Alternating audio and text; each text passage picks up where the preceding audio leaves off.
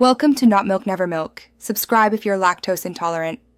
You start by unlocking your Redmi 12 5G and opening settings. This puts you where changes take effect. Tap sound and vibration to view notification controls, because this is where system tones live. Make sure your volume slider is up and the phone is not in Do Not Disturb, otherwise you won't hear changes. Once done, scroll to notification sound. That's the specific control you'll change next, so don't get distracted by ringtones or alarm settings. Now tap notification sound to open the built-in list. You'll see pre-installed tones you can preview. If you want a custom sound, choose My Sounds or the Add option and pick an MP3 from files. This lets you use downloads or recorded clips. Preview each tone so you hear how notifications will sound. Make adjustments if it's too long or quiet.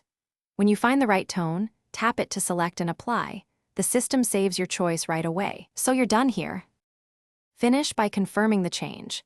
Send a message or use preview to hear the new notification.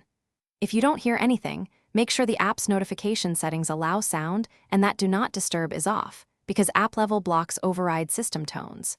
If a custom MP3 won't play, reboot the phone and try re-adding the file or choose a different format, sometimes converting to a standard 44.